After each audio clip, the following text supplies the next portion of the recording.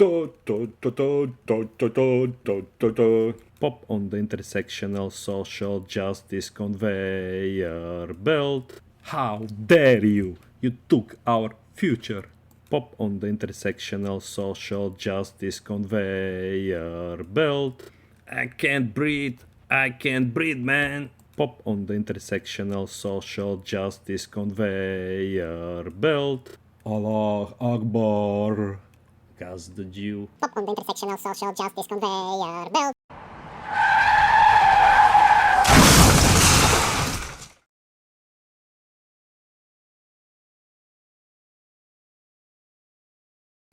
What is this in my own temple of science? The University Library? Apartheid? Genocide?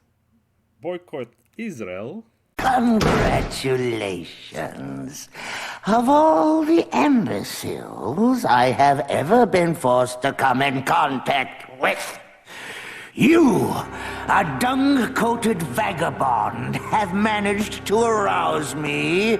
I mean, arouse my ire far more than any other.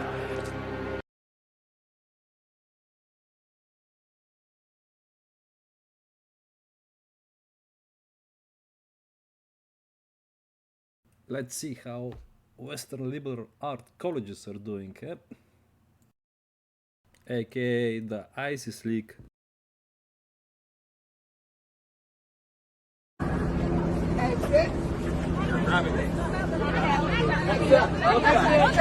They don't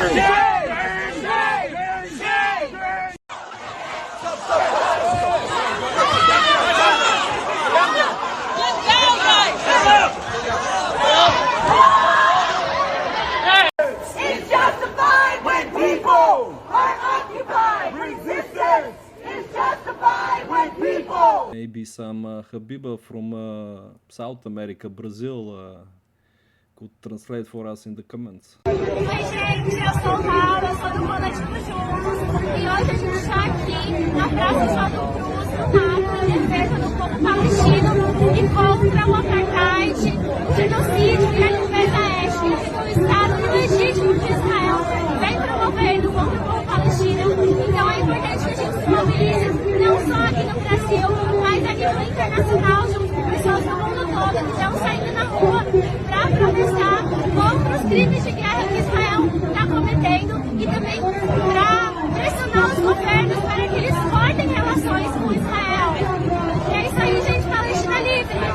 Tá livre! Tá livre! Tá livre!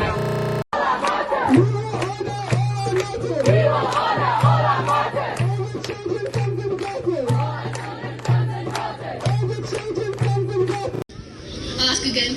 Do you condemn Hamas? Are we the average pro-Palestinians who call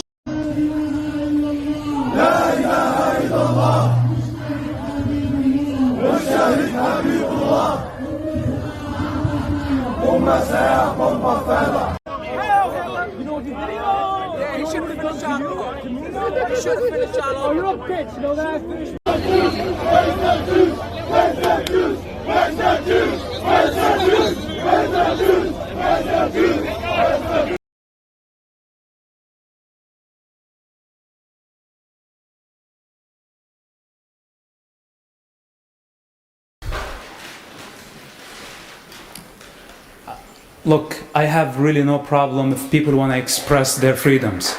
You know, we live in a free country, and freedom of speech is one of the most important foundations. I disagree with you not letting them stay, truly. I hope that they understand the foundation of this country, power of speech, freedom of speech, and this is part of it. Why people are afraid to hear the other opinion.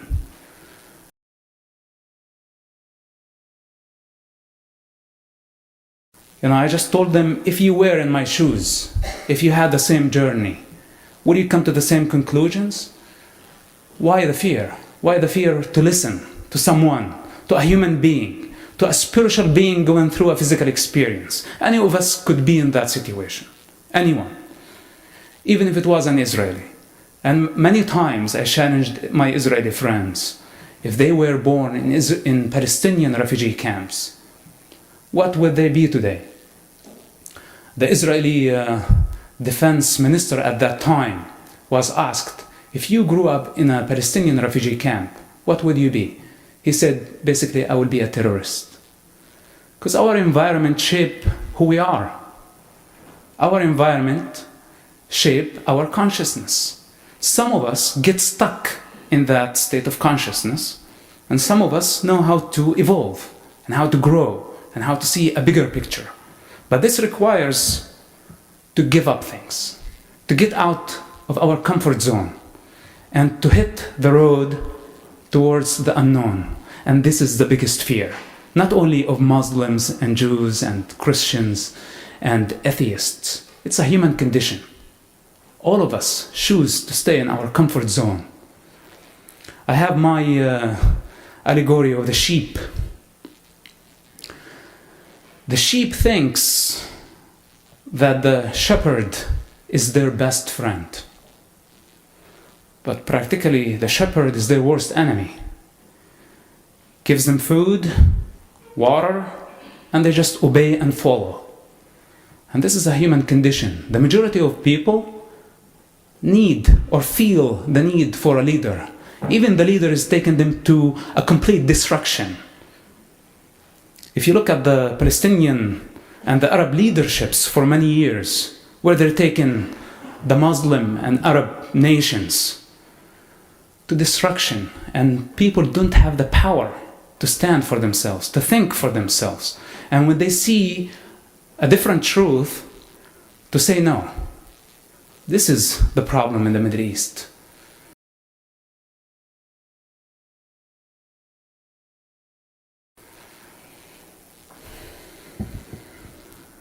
And I don't know truly why I choose to carry this burden. I just enjoy, my yoga practice, my breathing. I have no need to be here tonight. I am not trying to create a movement, and I'm not trying to fix the world. This has to be the will of every individual. A thirst for freedom. If you are not thirsty for freedom, you will always be a slave.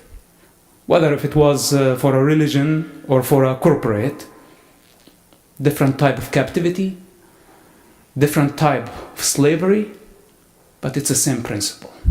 And many people are stuck, whether if it was in the United States of America or if it was in the Middle East.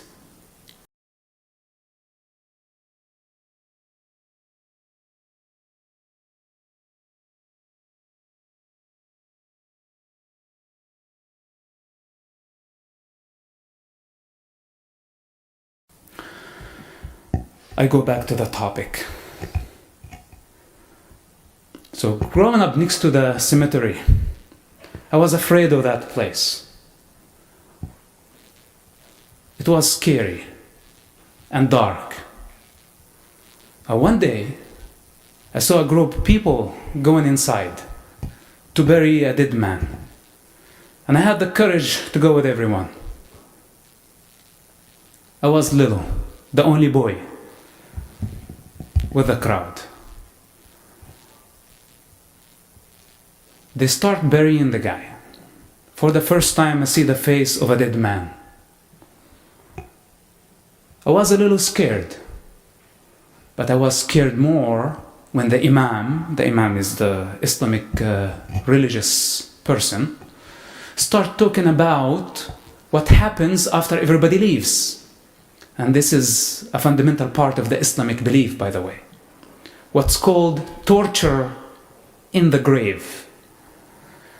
The Imam said, after people leave, 2 angels will come and bring this man's soul back to his body, and they will ask him questions.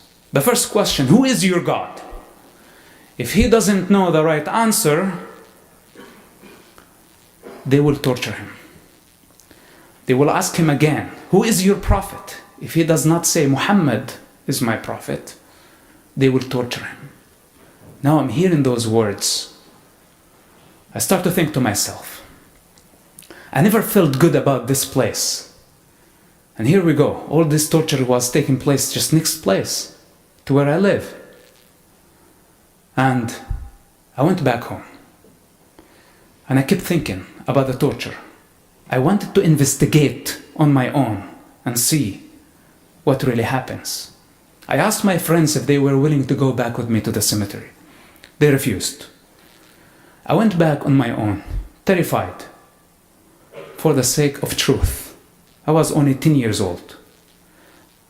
I got closer and closer to the grave, and I tried to listen.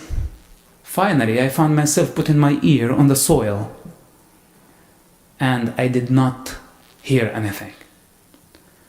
Believe or not, I was very disappointed. I went back to my mother, and I told her, the Imam said 1, 2, 3. And I went back, and none of it is true. She started yelling at me. She became mad. She told me, why didn't you act like all other children? Why do you have to go back to the cemetery? Why didn't you just stay home, do your homework, do your thing? And when she started yelling at me, I started crying because I put lots of effort. It took lots of strength to go back to that grave, to seek the truth. And now, instead of she appreciating what I did, she's yelling at me. When she saw me crying, she told me, son, listen, only animals can listen to torture in grave. People don't get a chance to hear it. An Islamic theory.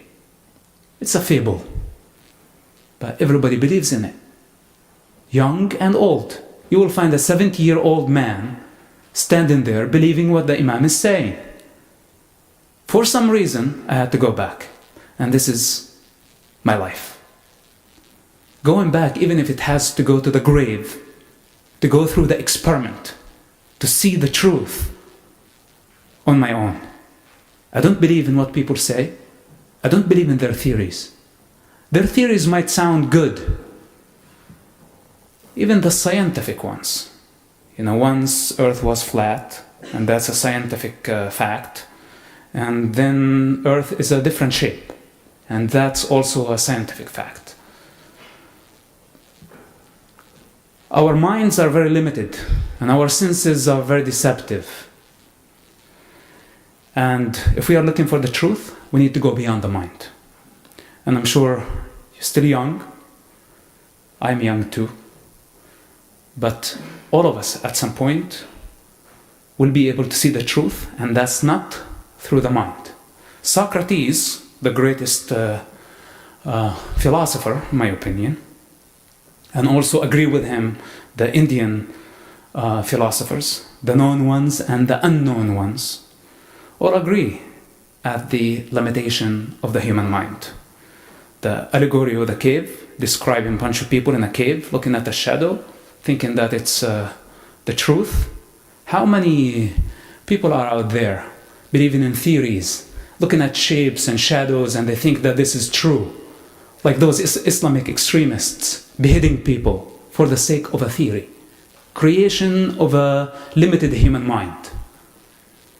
And when you come to talk and discuss something like this, it becomes a matter of political correctness.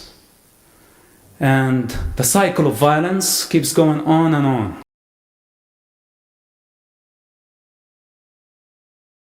Do you think someone has a desire to leave his family, to disappoint the heart of his mother, to come and stand here and share with you the nature and the real nature of that situation? Who wants to be in this position? None of us. And I had no choice.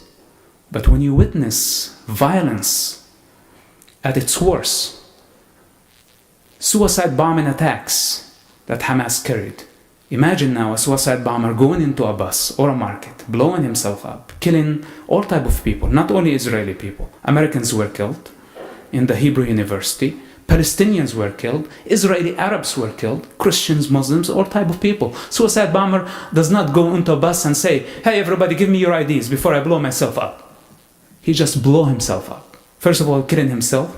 Second, he's killing other human beings. And this is motivated by certain ideology that needs to be discussed. Someone has to talk about it. And I think here in the free world, we lose our freedom if we just take in consideration political correctness. And we believe that we are superior in our consciousness to other people who live in the darkness and the falsehood. What is our responsibility, as a new generation? It's our responsibility. It's your responsibility. Do you think governments know what's happening in the Middle East right now?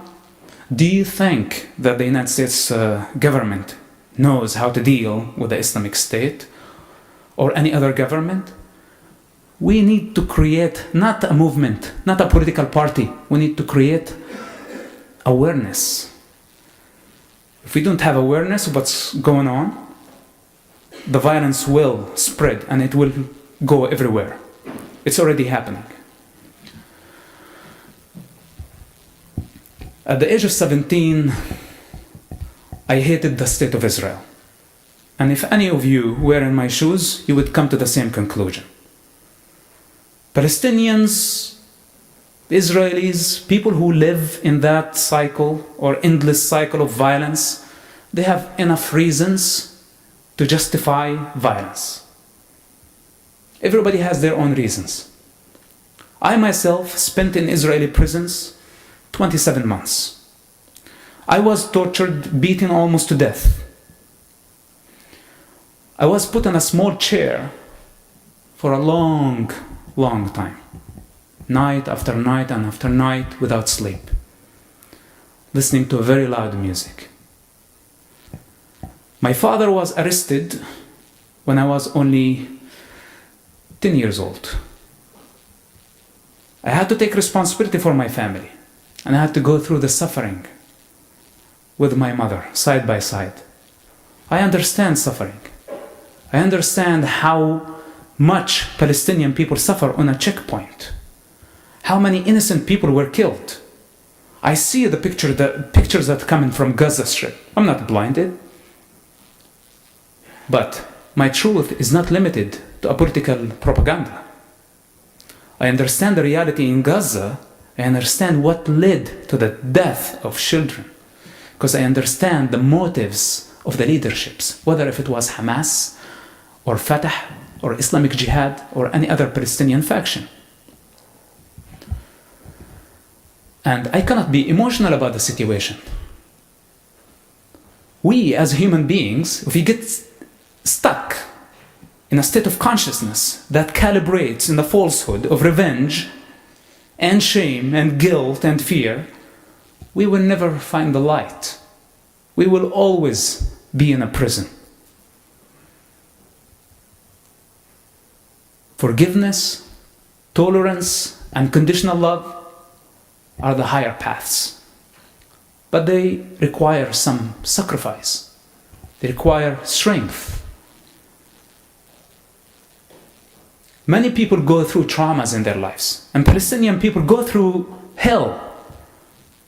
But they cannot blame everything on Israel. They need to look within and see the problems in their society and face it with courage. If a leadership is taking a whole nation to destruction, someone has to stand and say enough is enough. But the easiest thing for the leadership to lead people to the slaughterhouse, then convince them that they were not the reason. Someone else take the blame. This has to end. For the Palestinian people and for the Palestinian suffering to end. This is the only way.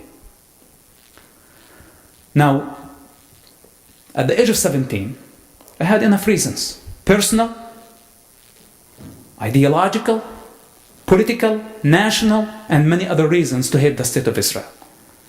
I bought guns with the attempt to hurt Israelis, to make them feel our pain. Before I used the guns, I was arrested. During the investigation, the Israeli intelligence asked me if I was willing to work for them.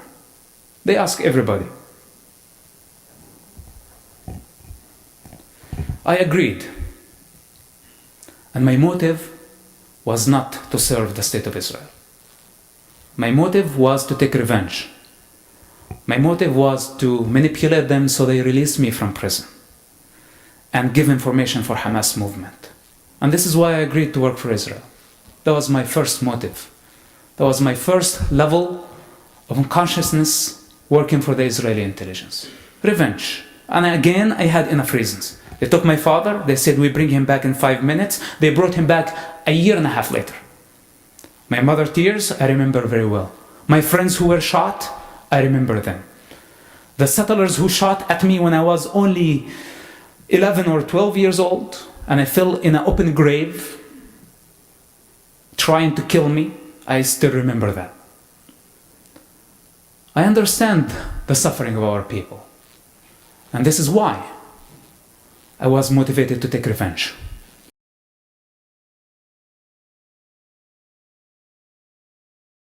Now, I thought the Israelis are going to release me from prison. But they said, if we release you, people will get suspicious of you and you'll get killed. We have to send you to prison like other prisoners. You spend some time, and after you're released, we can work together. They sent me to prison, where other Hamas members were. Thousands of them. After my second night, I hear people screaming in pain. And I asked the leader, what's going on? Why people are screaming? I was only 18 years old. He said, those are collaborators with Israel. They gave information for the Israeli intelligence. Hamas used to insert needles under their fingernails, burn plastic on their bodies.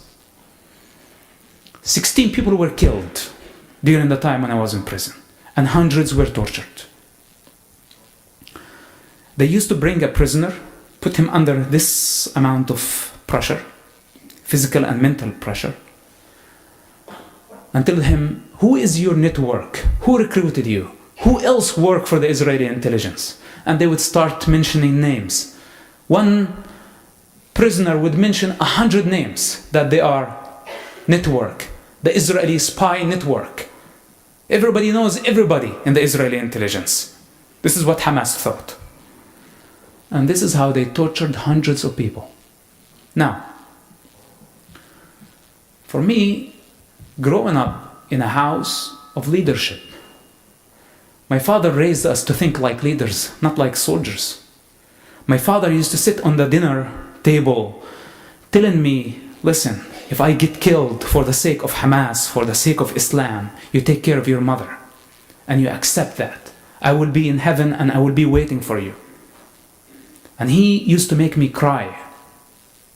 I thought every time he leaves the house, he's gonna get killed. For what? For the sake of this project, for the sake of Hamas organization, for the sake of the Islamic project. And here I am, face to face, seeing a different reality, a different face than the one my father introduced to me about his organization. The killing now is not against the Israelis, it's against our own people. And the method used against our people is brutal. You know, I was in Israeli prison. I did not see them torturing people that way, for pleasure, for revenge. They put some physical pressure on someone when they had information about suicide bomber who was about to kill innocent people, to stop him. And this is understandable.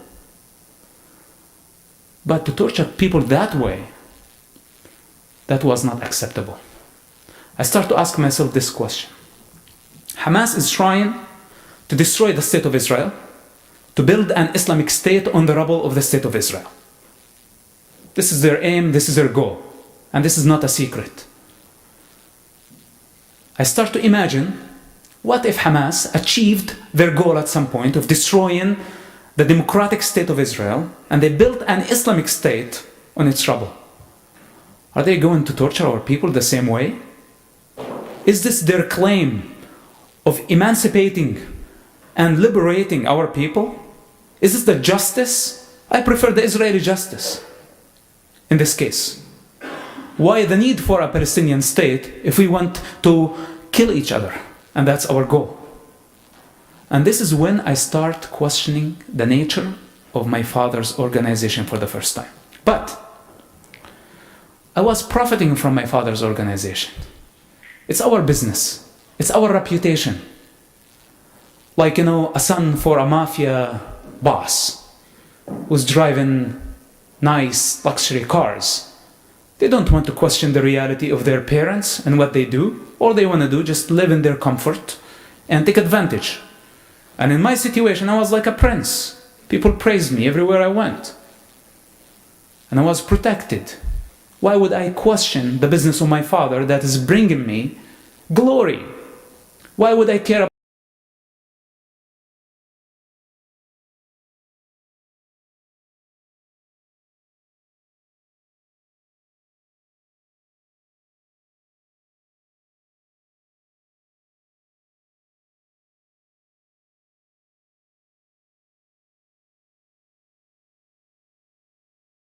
about the suffering of average person? I could be selfish and just say, let them torture each other. I'm not tortured, nobody can touch me, and just stay in my comfort zone. But this is not the truth. It was otherwise. Now, after 16 months in prison, witnessing this torture, I was released from prison. And I receive a call from the Israeli intelligence now, because I give them my word. Even though my intention was to take revenge, now I'm hooked somehow with them. And I wanted to meet them for the first time and say, guys, I'm sorry. I have no interest in working for you anymore. In our first meeting, which, did not take a place like in Starbucks, in a visible world, it was like from a car to a bus to a gas station to somewhere under the ground in Jerusalem. And here I am face to face with the Israeli intelligence. The first question I asked them, why didn't you come to rescue the people who worked for you? People were screaming in pain, they were tortured. And now you have the guts even to come and convince me that I have to continue with you. You don't care for people who work for you. And the answer came that none of those guys who were tortured in prison had a relationship with us, basically. And I said, why am I supposed to believe you? They said, how many people did we connect you with when we sent you to prison? I said, nobody. And they said, this is not how we work. We don't have a network. Hamas thought, and Hamas choose to believe that there is a network. So if one spy is exposed, the whole intelligence service would be exposed. This is not intelligence work. This is somehow stupidity. And this is not how the Israeli intelligence work. For 10 years, I was never introduced to any other agent in the field, in the intelligence world. And this is how it works, I think, for CIA, for FBI, for other intelligence services. Now, I'm not only face to face with the brutality of Hamas against our people and their falsehood of claim to liberate and bring justice to our people. Also, the torture that took place was against innocent people, and that doubled the problem.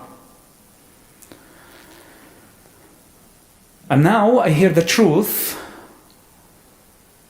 from my enemy. And I sensed truth in what they were saying. And my motive now became curiosity. I wanted to know the truth. I wanted to go and do the impossible. Not for the sake of Israel, not for the sake of Palestine, for the sake of truth. I wanted to know on my own. Just the same exact way I went back to the grave to investigate the torture. Here I am, crossing all the red lines with my father's worst enemies to investigate the truth on my own, alone. And we start meeting. The first thing, the Israeli intelligence telling me, go to school. I thought they're going to give me a mission, give me a gun, tell me go kill somebody. And here they are telling me go to school, obey your parents, be a good citizen. And that was surprising. I was like, what other surprises are hitting that I didn't know about? The wisdom on the Palestinian streets is that the Israeli intelligence brings someone, force him to have sex with someone else, they tape it, then they blackmail them. And they blackmail his entire family. And this is how they recruit people, by force. Or they put a gun on someone's head. Here I am.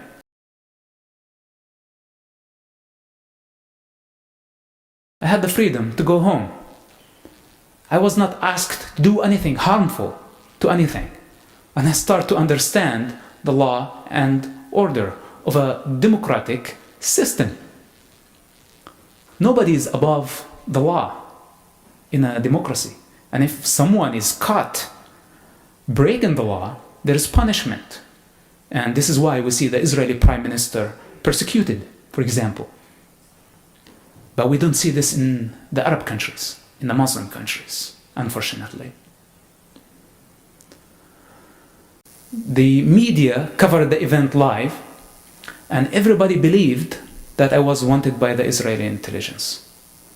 And that gave me another layer of cover. This is how intelligence work, by the way, goes. Many things we look and we think, oh my God, they came tried to kill him. This is how they made it sound like. They launched a missile into our house, they burned half of the house. In my room, I found 150 bullets in the wall. To show my mother, to show everybody, to show the IDF that we are serious of killing this terrorist who's helping other terrorists. And by the way, that made the Hamas military wing trust me, which I end up hanging out with other wanted people because I became wanted now, and gave us access to their locations, and we continued our operations to get to the masterminds who were behind the suicide bombing attacks, and we stopped dozens and dozens of suicide bombing attacks.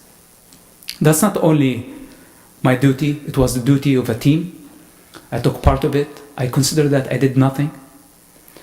And I'm sharing with you, not because I want to claim anything or take any credits.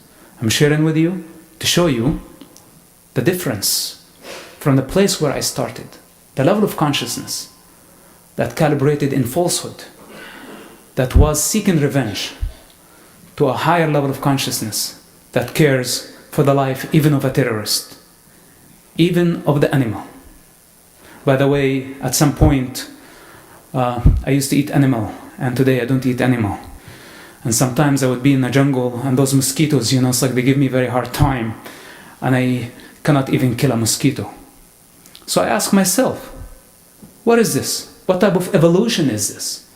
And if it's possible that it happens in this form, it's possible to happen in the form of the ISIS, the Hamas, the Hezbollah.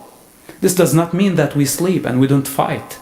The ones who are trying to harm and kill children and innocent people. We have to unify against this danger. But in the meantime, we believe that it's possible for any human being to evolve and to grow and to see a higher truth. This is my journey. I'm sorry if I left any gap in my story. We can cover some of it in Q&As. Thank you for listening and thank you for being here. God bless you.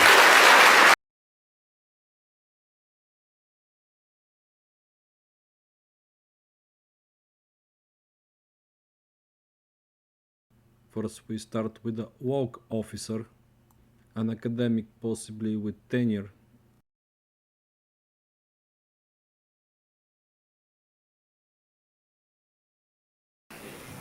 Thank you. You conveniently did not mention another truth, so I thought I'd try to succinctly share another truth that significantly happened this summer. When UN schools were bombed, power plants were destroyed, water supplies were destroyed, over the whole period that the Palestinians have been occupied, 28,000 homes have been demolished. Educational infrastructure has been demolished. 1,800 civilians were killed this summer, Palestinian. Right. 10,000 wounded. 300 babies, 1 year old, 2, 3, 4, and children. 300 were killed by the Israelis. 3 Israeli civilians were killed. 3, as you know. 64 Israeli soldiers. South Africans fought against the South African regime. What's your question, please? I'm going to get I know the facts. I'm very familiar with them, maybe more than you think. 15 more seconds. The French fought against the Nazi occupation. Other Western powers... Are you comparing Israel to the fought Nazis? against it. No, I'm saying it's Nazi-like behavior that the French fought against and that the Americans fought against. The Germans knocked down the Berlin Wall. So I ask you, What's your what question? rights do the Palestinian people have to overthrow the Israeli regime supported by Americans to the tune of $8.5 million a day? And Good. what's your responsibility to deal with this situation? Thank you. Oh. Yeah. Thank you for your passion. Yeah, I'm very familiar with the facts that you said, and I'm not blinded. And I think the Israeli government also is very aware of what you're saying. I think Palestinian people need to have the courage to face Hamas and to throw them out of the Gaza Strip.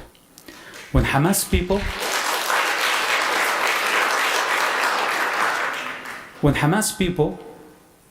hide behind children in very populated areas and launch missiles and put an entire democratic country under the range of their missile, you had... killing the children, not Hamas, that also is responsible. I'm talking about Israelis killing 300 children. Yeah, well, Israel asked the Shuja'iyya refugee camp to evacuate. They gave them 48 hours to get out of the area. Hamas asked them to stay in the area. And when Hamas launched a missile from a populated area, what are you expecting? If you were the Prime Minister of Israel, if you were an Israeli citizen, going to your work in the morning and you see a missile fly in the sky, how are you going to feel about this? I think you're coming from a very hypocritic place. I don't mean to insult you, but you are blinded to the reality. It's not about, what, did you want to see thousands of Israelis killed so you see an equal picture? You're comparing that was only 60 Israelis dead and thousands of Palestinians dead, and you think that this is not just? This is not the reality on the ground. The reality on the ground, there is a radical, ideological, religious movement that does not care for the Palestinian national agendas, and this movement is taking the entire region to destruction. Mahmoud Abbas and the Palestinian Authority are aware that the enemy is within, that their worst enemy is not Israel. They know that they can negotiate with Israel. And they know, and they know that Israel is not their worst enemy, but Hamas is their worst enemy. And, time will prove what I'm saying. Thank you for your question.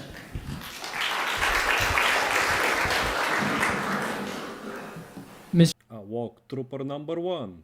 Mr. Yousef, I appreciate you speaking about the importance of saving human lives, moral rectitude, and really seeing reality where there are shadows on the wall instead of fixating on those shadows. Right. It seems we're actually in agreement about all these things. I'm happy to hear them from you. Right. You just have to explain one point that I'm a little confused on. Sure. Why, if you believe these things about the importance of saving human lives, do you defend the politics of a country that has consistently impeded a peace process between two belligerent factions after Oslo, Madrid, Camp David, Annapolis, by violating international law and extending colonialist apartheid settlements into the West Bank? Why do you support the side in this conflict that is looking to further shed human blood and not solve it, that is pandering to a radical religious minority in its own right, just like you cited Hamas, within its own politics, when it very well could remove the IDF from the West Bank and disband the settlements like it did in Gaza in 2005? Why are you choosing this side of the conflict if you care about saving human lives? Okay. Well,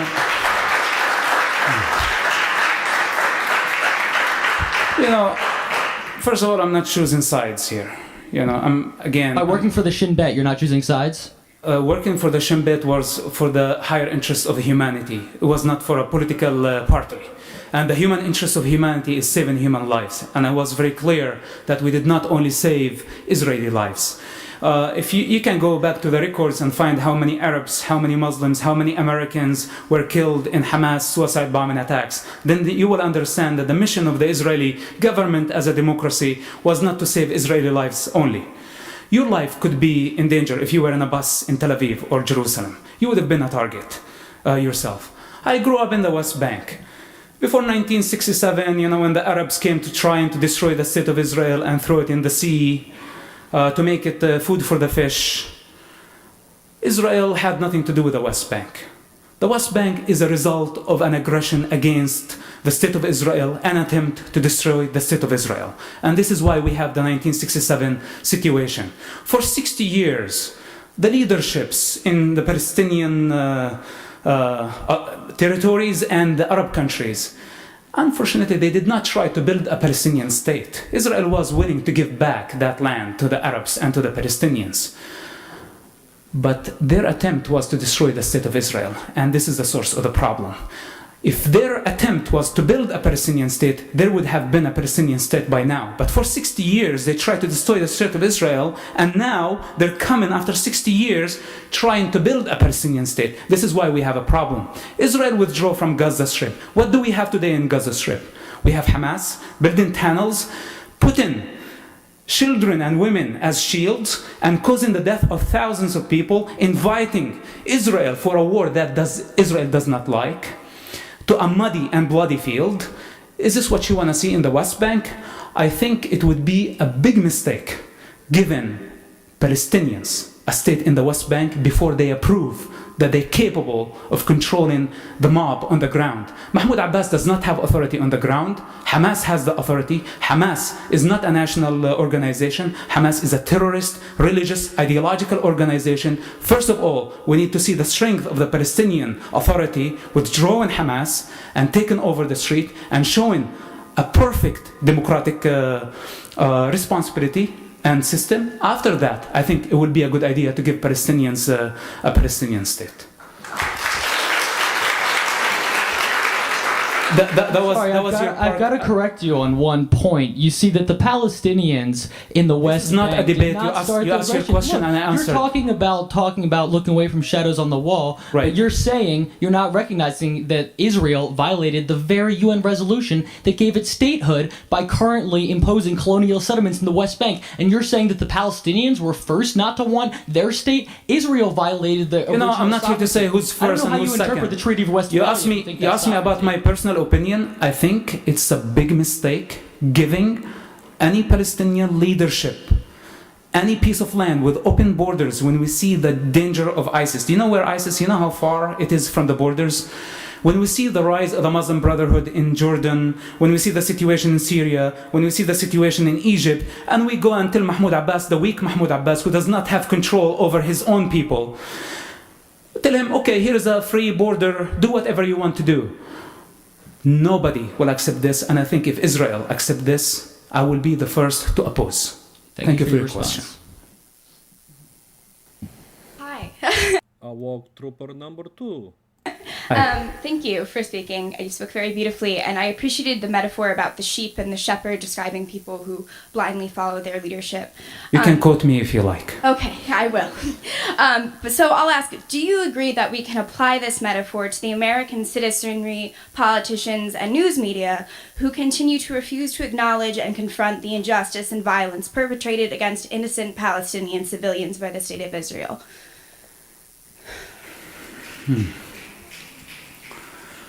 You know, I think there is no quick fix for the situation. First of all, we need to create an awareness again. You know, and one of the reasons that I'm speaking here, trust me, not to push Israeli political agendas. You know, I served the State of Israel for many years.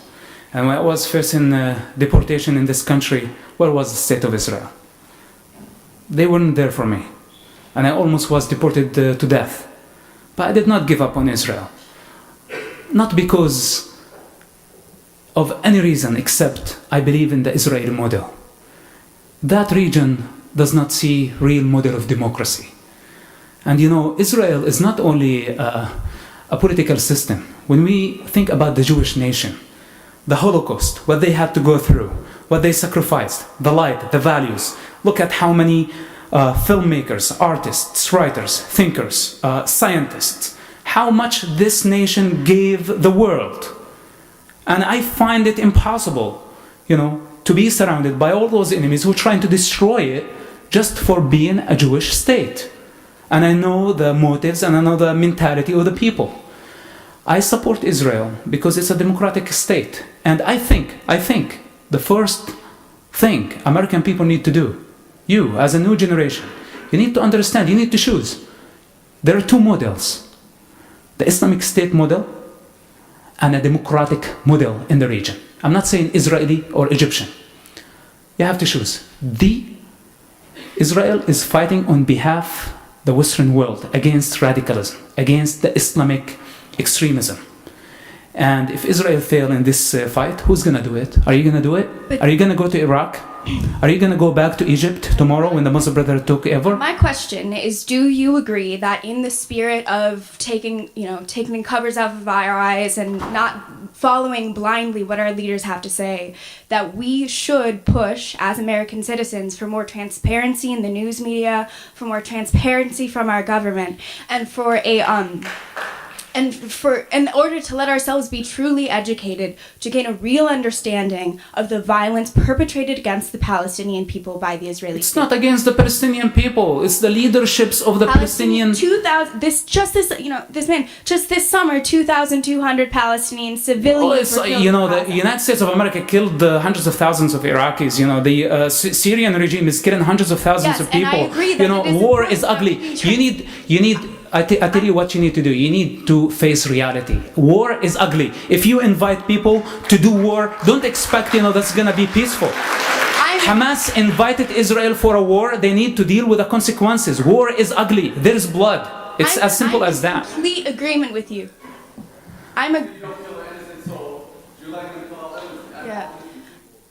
Right. Yeah, well, those innocent people don't. Okay, those innocent people. Why those innocent people? Why don't you come take the platform? Are you here to speak or you have a question? Ha! A woke horseman from the balcony has spoken.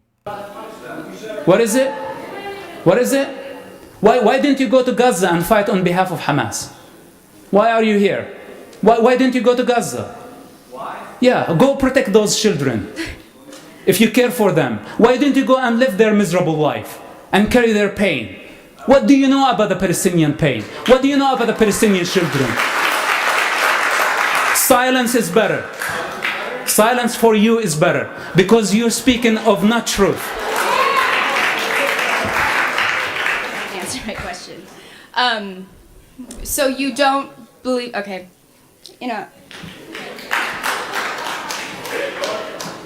Hey, thank you. Thank you for coming to speak with us. You spoke poignantly about the violence and abuse of Israel towards Palestinian people in various of your anecdotes. But you have argued that the Palestinians should shun the understandable desire for violence and retribution. I completely agree with that. But don't you think that this equally applies to Israelis? I think this is a similar vein that some of the previous questioners have put forward. Israel has shown an understandable, I think, somewhat understandable impulse for the disproportionate use of military force towards the occupied territories. I just feel like kind of framing this as a very kind of simplistic, almost like Hamas versus Israel kind of dichotomy is not very helpful, and making it Hamas being the embodiment of evil. And obviously I don't endorse Hamas and I don't like their tactics. But Israel's also done a lot of really counterproductive, really bad things.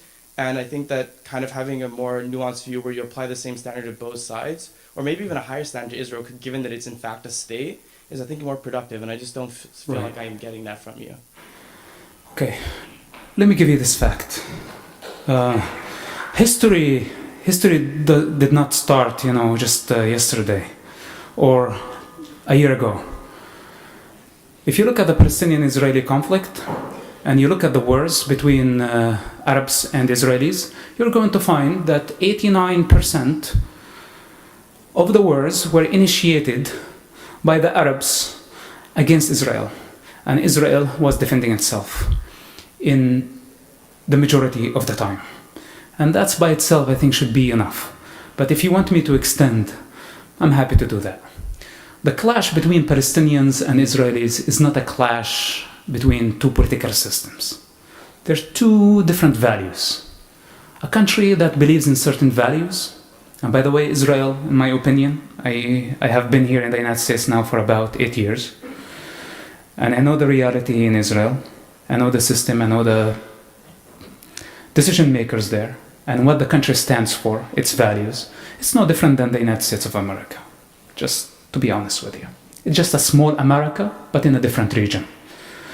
And people in that region don't like the United States of America. This is why they don't like Israel. They don't like freedom. Look at women. You know, when Arabs know how to respect women, then we can come and say, you know, we fight for your cause. We stand for you. But here you are standing and defending the cause of Palestinian people while a father kills his daughter because she dated a guy or she met a guy. Or someone, excuse me, when we see all type of violence, internal violence, a brutal culture that does not tolerate or respect anything that is not Muslim, anything that is not Arab, that's a problem. In Israel, you will find Arabs. In Israel, you will find mosques. In Israel, you will find Christians. You'll find Jews. You'll find all type of people. And they have representatives in the Knesset. And they have human rights. They have equal rights. And by the way, they have equal rights why they don't serve the state of Israel and they don't serve the army. This is a true model of democratic country. And the clash, because the other side does not like this. The other side does not respect religious freedoms. The other side does not respect women's rights. The other side does not respect humanity, does not respect animals. And with that said, this clash is invisible, is beyond the political conflict.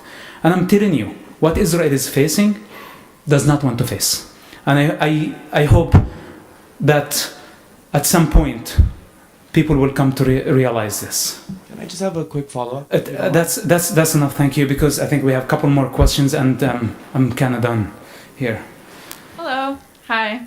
My name is Ellie and I'm a co-chair over at UMass of a group called J Street U, which advocates for a two-state solution between Israel and Palestine. And I want to thank you for being here tonight. Thank you. So I just wanted to ask you, so just today Israel approved a new settlement block in the West Bank. And you said that you feel like Palestinians are not ready for their own state. I would disagree. But I did hear you say that you think that a two-state solution is a viable solution to this conflict. And I'm wondering if, given that in a two-state solution, the Palestinian state would be at least somewhat in the West Bank, if you are willing to publicly condemn the expansion of settlements, and if not, why? Well, I believe construction is better than destruction.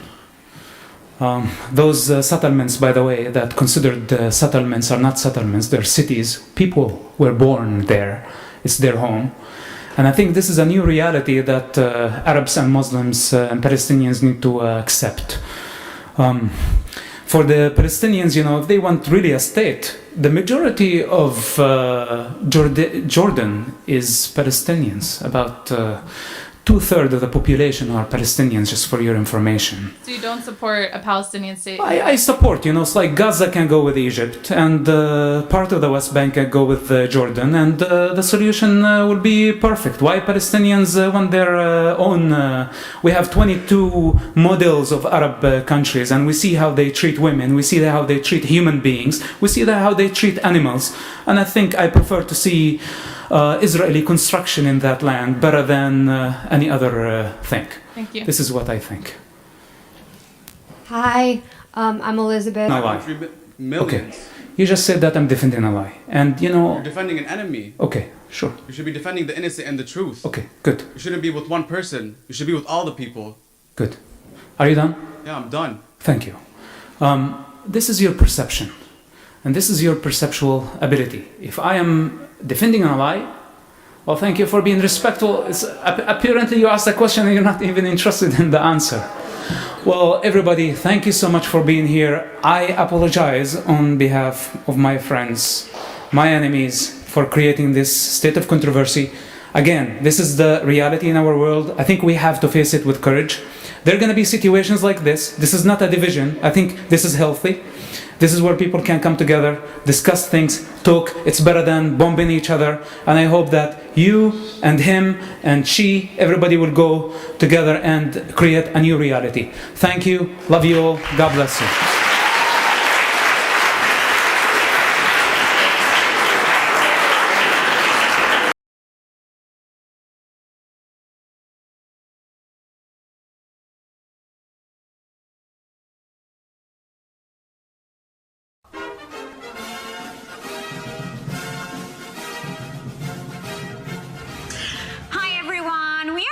YouTube with Columbia Anti-Semitic News, where everyone is welcome.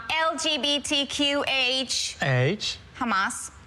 Yeah, I totally sim Hamas. Yeah. It's so trending right now. From the river to the sea, Palestine will be free. Do you know why it's true? Because it rhymes. Just look at all this toxic Zionist propaganda. Kidnapped in Gaza. Does this look like Gaza to you? Yeah, bro, I have no idea what Gaza looks like. And they're smiling. Do hostages smile? Zionist liars. Totally sus. Do they think we're stupid? Stupid? I major in queer post-colonial astrology. Ew. Jews make the world dirty. Yeah. And no, I'm not anti-Semitic. I'm racist fluid. Exactly. And now for a little break from all this activism, we want to say hello to our BFF, Bestie freedom fighter, Abu Fatwa in Gaza. Salam alaikum. Alaikum as-salam, and inshallah, Allah will kill you all infidels. Thank you so much for joining us. Love the headpiece, the all oppression chic. Very drip. Mr. Fatwa, how are you? Are you safe? Oh yes, I'm safe. I'm in a tunnel under the Gaza hospital. Above me, I have Allah and 2 million civilians protecting me. Community is so important these days. Do you need like humanitarian aid, food, fuel, medicine? It's okay, I have everything. I'm only hungry for rockets. As long as it's organic. Yeah. I wish I just could be there with you. You can. You can come to Gaza anytime, and we will throw you from the roof, you homosexual dirt. Do you hear? Bro, want to throw me a rooftop party? They are so welcoming and inclusive. So shukran. And you are also very welcome to come here to America. We will come. First, we finish with Israel, and America is next. Great! So, I guess we'll see you soon. Yes, it would be a blast. Can't wait. It will be so multicultural. Ya Allah, you are so stupid. Thank you so much, Abu. We love you. I won't even bother killing you. It's a waste of bullets. Good vibes only. It's better you just kill yourself. Okay, bye. Die. From the river to the sea, Palestine will be Jews free. Yeah, that sounds better. It is better.